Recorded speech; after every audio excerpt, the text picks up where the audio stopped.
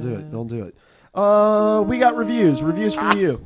Okay, here we go. Ben, you've been wanting to talk about this for a while. You've played Dying Light. I have. And I'm going to give an opportunity for the people viewing right now to hit the follow button and to bring up topics that they would like us to talk about. Joris Adel told us to get cancer. That's cool. This guy already has it. Do you? Oh, yeah, by the way, Seth. Wild speculation. How do we cure Seth's cancer? So, anyway, I'll let you talk about the point things we have here first, and then I can talk about my review if you want. Oh, okay, yeah. First of all, some news coming out of the Dying Light release.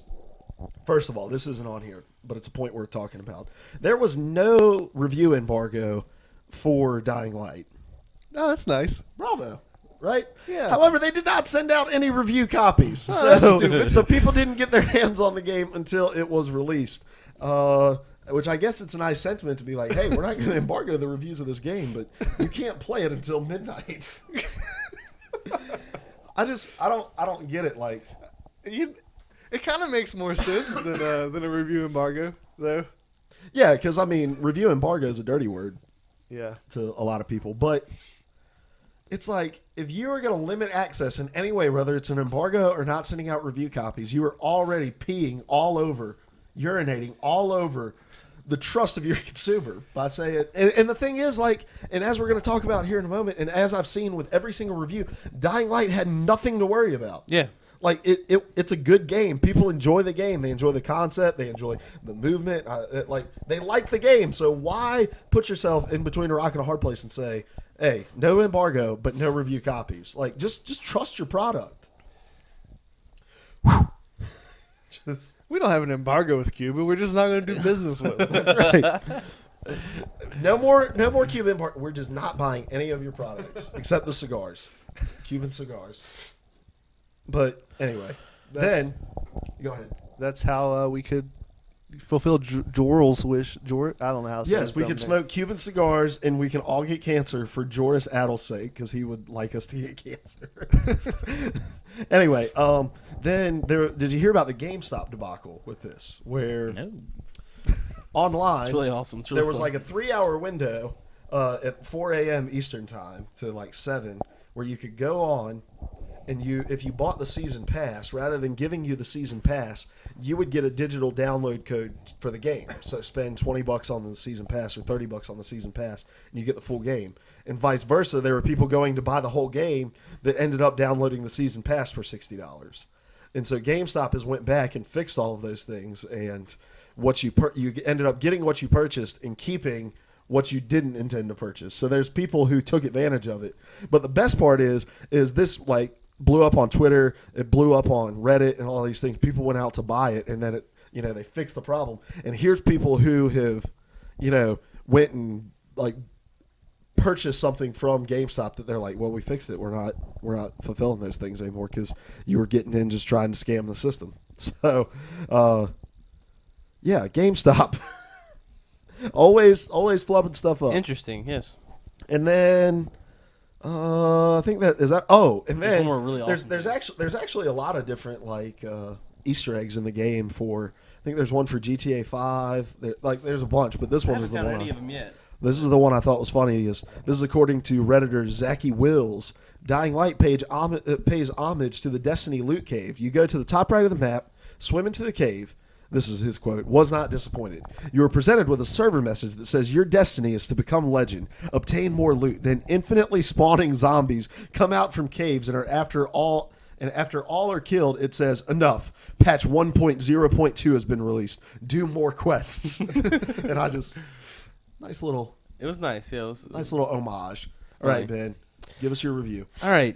I'm not gonna give a number for this yet because I think I'm gonna actually write a review for this game. But as of right now, I am very pleased with this game. I would recommend anybody who was on the fence about buying this game to go buy it because it is an excellent game. I'll start with my dislikes because that's a much smaller list than my likes on this game. My dislikes. I couldn't change the button layout. I wanted to change jump to A instead of right bumper. You can't do that. But Luke explained a very handy thing to me today. I did not come up with this. That makes me okay with that. And once you play for a while, you get used to jump being on right bumper. But you have to, when you're free running, in order for you to land where you want to land, you have to look at the ledge. You have to be looking at that thing because there's no like free run button. You're just always free running, but you have to look at like the ledge you want to grab to be able to grab it. So in order to jump, what's up? This control scheme sounds very similar to Mirror's Edge. It probably is the almost jump exactly scheme, similar. like the bumper was your jump button. Okay. Because You it can't was take more your finger. influenced on movement than combat. Right. That's how this is too. Okay. And you can't. And there's actually I'll get into that in a second. There's actually upgrade trees for your movement that make you more combative in being evasive. Like that doesn't make any sense. But I get what you're saying. Yeah. It doesn't. That makes zero sense. Yeah. But in order for you to jump and be able to look at the ledge you're looking at, you'd have to take your finger off of the look analog stick to press A if you could make A the jump button. So it makes sense to have R be the jump button. So that's my only dislike for this game so far. All right. And that's explainable as to why that is. So I'll get into my likes. I think the game from the very start of what you do, and I'll go ahead and explain what you're doing in this game because it's not. I'm not really spoiling anything. You're part of this government agency called the GRE, and your job is to go in and find this guy. I can't remember what his name is, but he's a former GRE agent, and he has formulated this vaccine that for this zombie virus. It's not named a zombie virus, but this virus that's broken out in Haran, and you go in to find this guy because the virus that he has formulated can actually be used as a mutated form of the virus. So it's not a healing vaccine. It's a vaccine that can make a even worse zombie virus and more volatile people, things like that. So your goal is to try to find him and figure out where that stuff is, and then get it back to the GRE. But while you're landing in Haran to carry out your mission, you are met by some of the guy that you're trying to find's men, and they see your clothing and stuff, and they think that you're part of the GRE, and they try to kill you, and you pull out a gun and aim it at the people, and that stops them for a minute from getting to you until you shoot your gun, and then all the zombies come, and these people called runners are part of another group in Haran that is opposing the guy you're trying to find. And they bring you in. One of the guys that tries to help you dies, and they bring you into this place called the Tower, where there's like their headquarters of operation.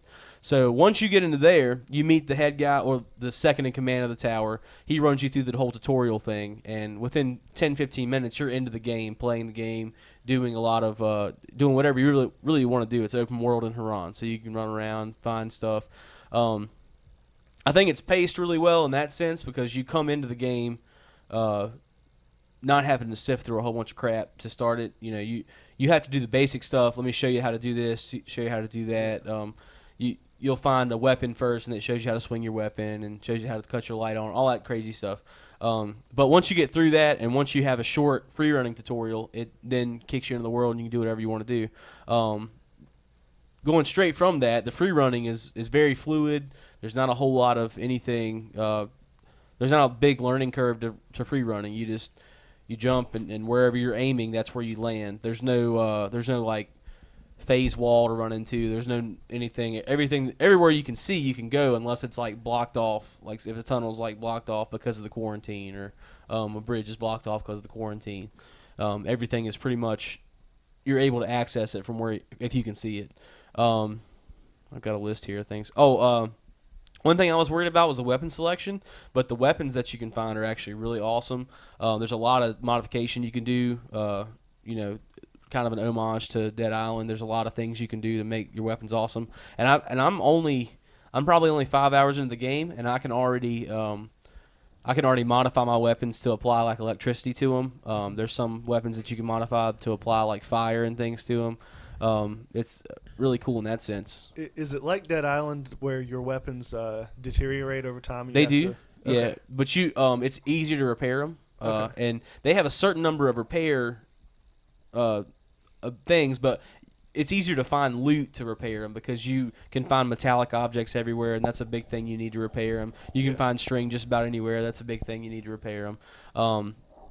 And they're just it's easier. It feels less constraining than Dead Island did, because Dead Island, I felt like if I had a pipe and it blew up, I was done. But it's actually, it's a lot easier to repair that thing.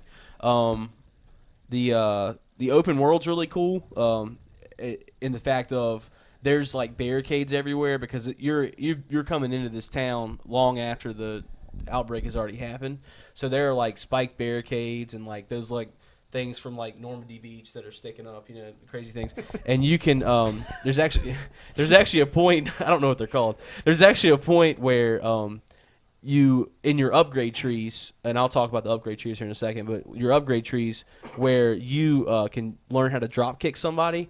And you can drop kick zombies into the spike things instead of having to like beat them with your weapon. You can just run at them and jump up and drop kick them into like a spike thing or into one of those Normandy Beach things, and it makes it very satisfying because you haven't used up anything that you need to survive. As far as like running around throughout Haran, there are these places called safe zones where because the main thing of the runners, they're trying to get these care drop packages from the governments and things, and you have safe zones all around that you can reclaim that have been overrun by zombies, and you have to go in and kill the zombies from the safe zone and take out a lot of you have to cut the lights back on because there's a lot of UV lights that cut back on for the safe zone, and you have storage in each of your safe zones. And if you're kind of a wimp like me and you don't want to play at night, because it really does suck at night. It's a lot worse. The zombies are a lot crazier, and there's like zombies that can sense even the slightest movements around them. You can go to those safe zones and sleep through the night and come out and play during the day. So, but don't you get like double experience for playing at night? Playing at night, you can level up a lot quicker if you are willing to brave the night. But I'm not. I'm kind of a wimp. But do you have a question? No. Oh, okay. You're holding it up. Ben is fielding questions, ladies and gentlemen. I'm trying to get through as quick. There's a lot of stuff I want to talk about, so I'm trying to get through as quick as I can. Within the safe zone, you have this a storage bag that you can store things in. And I was afraid at first when I saw this because I thought I'd have to place where my things are throughout Haran. But it's not realistic in that sense, which I really love, because if you put a thing in your safe bag, like either at the headquarters of the tower or at one of the safe houses throughout Haran, you can access that from any safe house or from the tower. So it's just changes everywhere. You don't have to worry about what I put where did I stick my gun. You can it's going to be there regardless.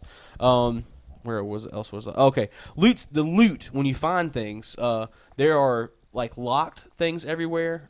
They use the lockpick system like from Skyrim, where you have to like move the thing and like you can jiggle it and stuff. They have things locked up everywhere, and it's where you would think something is. That's where that thing usually is. Like I found my first pistol, in a cop car. So you would go searching for things in places that you feel that's where they should be. Okay. Most of the guns are like in vans. If you go to like police vans, they're going to be really hard to unlock, and usually there's a ton of zombies around them. But if you can lure the zombies away and you're good enough with the lockpick to unlock the van, you can usually get a lot of ammo. I've got 2 pistols already and a ton of ammo, so it's not unrealistic. It's decent amounts that would be in the vans. I assume you've not had a chance to mess with the co-op yet. Nah, and I really want to. A system that Dead Island had that I'm hoping this game has as well. You and I would be fighting the same zombies, but by the time I get the game, you're going to be like level 20 or something. Mm-hmm. I'm going to be level 1.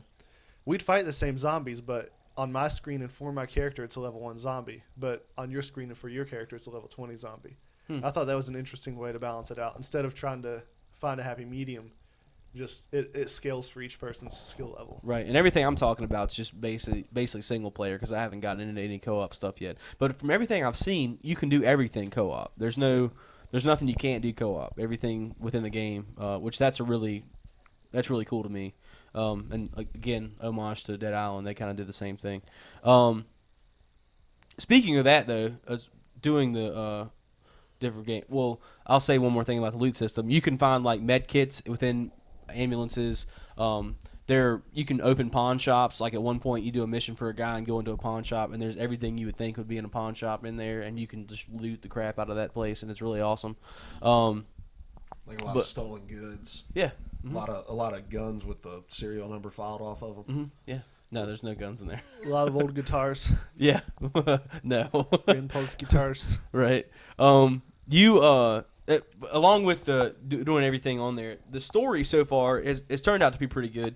I haven't gotten far enough in. I've done a lot of like just doing my own thing, so I haven't gotten a ton into the story to make it to see how in depth it is. But it's really awesome as far as I can tell. And I told you I'd talk about the player progression, so I'll talk about that for a second, and then I'll give you kind of I'll give you off the top of my head rating because I think it deserves a little bit of a number. But the player progression is broken down into 3 main groups: agility, I think it's agility, power, and survival.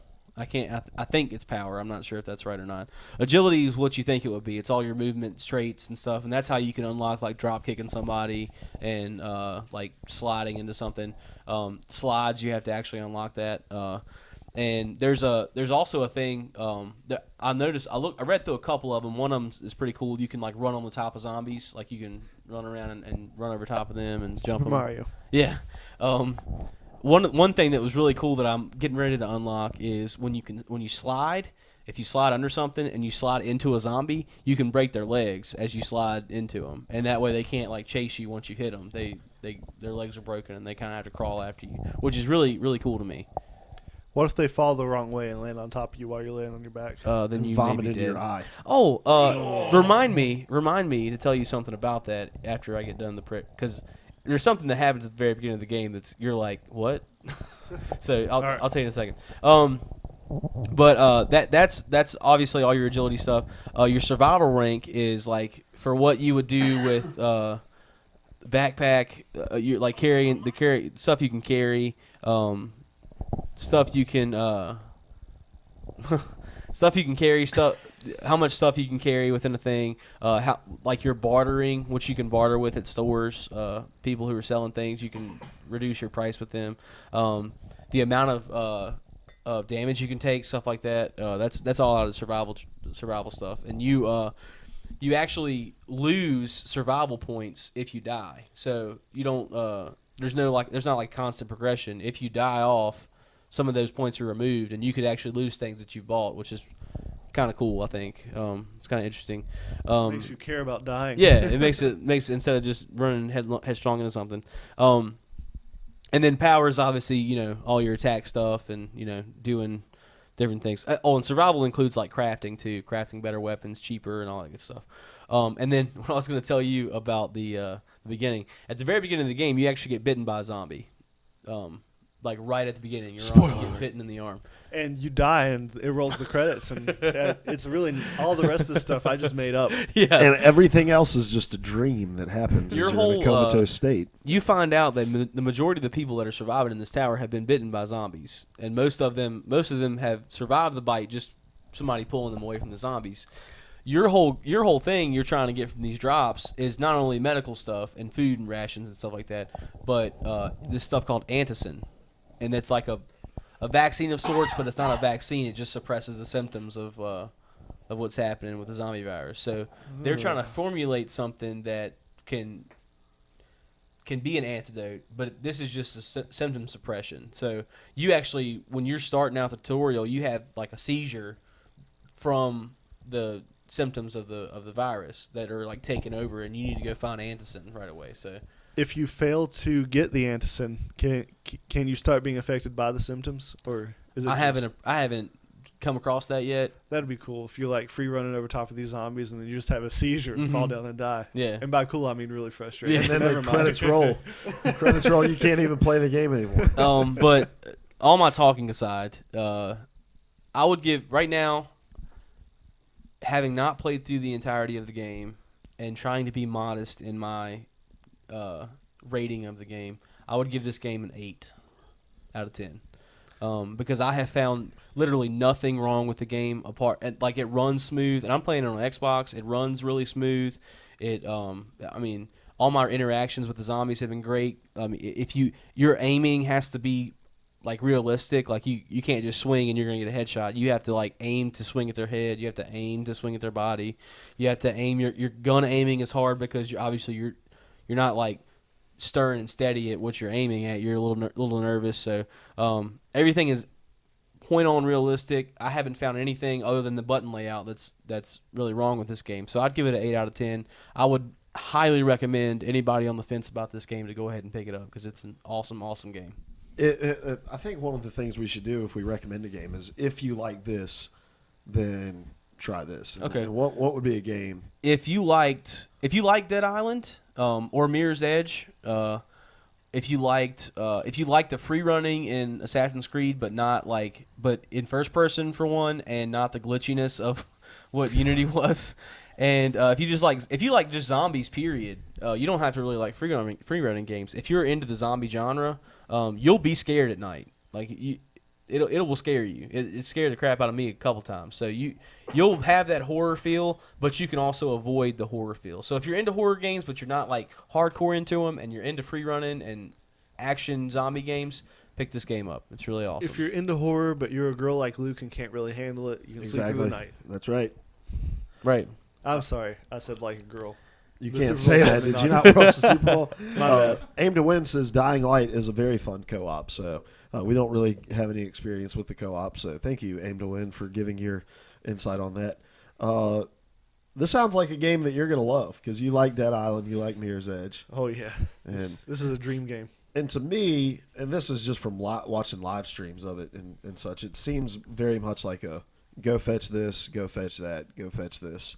And I'm not real down with that, like where you're just being sent all over the map to be an errand boy for somebody else. And it's not as, I mean, at the beginning, obviously, there's a lot of that.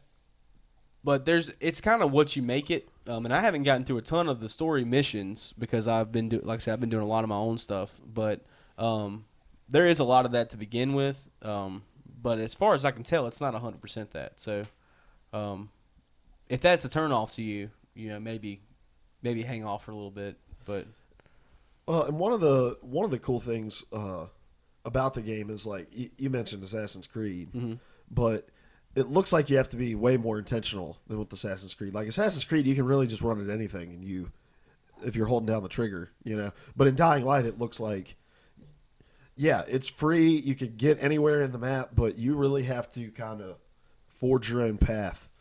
And there's a yes and no to that. The forge your own path is a huge thing because, like in Assassin's Creed, you have to be intentional with where you go, but you also have to like make sure like I'm not gonna like if I'm jumping over to this place, I'm not gonna dive off into nothingness, or there's actually a thing right here that I can grab onto. Within this game, like you can shimmy up poles and stuff like there. You can grab onto anything that has a ledge. You can grab up onto, and you have to make sure. And like I said, it is a yes and no. You can't just be running, and then you're automatically shoot over to the next roof. You have to be looking at that roof. If you're running and there's a roof right here, and you're like, I'm gonna hit that roof, but then you look over here, you're gonna go over here, and it's a lot like I just said that like you can see me. I'm sorry. They can. They can. Yeah, they can. It's a lot. It's just I love the fact that you kind of forge your own way through the place. There's no set like I have to jump to this place or I have to grab up to this thing. You can shoot off if you get to a point where you're like I can't go any further. You can look behind you and like shoot off on the ledge behind you.